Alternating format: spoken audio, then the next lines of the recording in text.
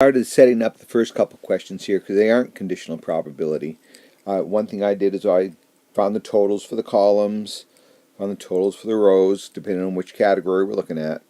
So, so the first one, what's probably a non-Republican? Well, there are 51 Democrats and 2 independents, so that gave me a total of 53 people out of the 100.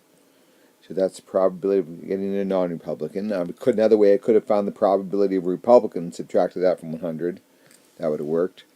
Now the probability of getting a male or a Republican, well, let's see. There are 83 males total, and there are 47 Republicans, but 42 of those 47 have already been accounted for this way. So that's why down here I went the 83, get that row total, plus that column total, but then I had to subtract off that intersection where it's being counted both places.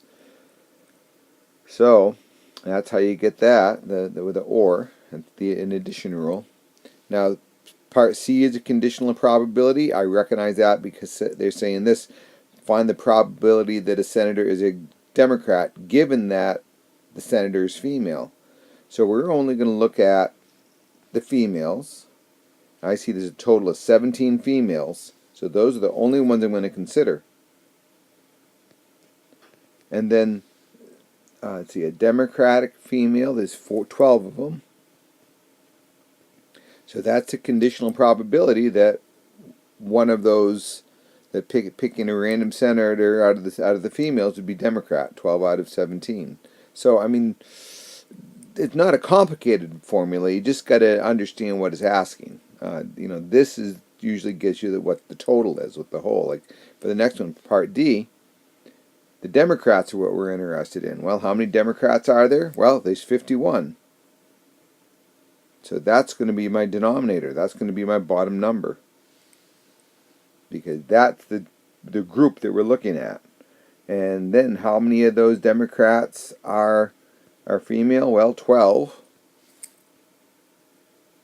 So that's the probability of getting a female Democrat, if I look at the Democrats. Okay? It's like going to the Democratic National Convention. You're not going to be able to pick a Republican there. It's just the Democrats that'll be there. Okay, I hope that helps. I mean, it's little, I know it's symbolic and the symbols can get in the way, but hopefully this will help. If not, give a yell, we can look at some more.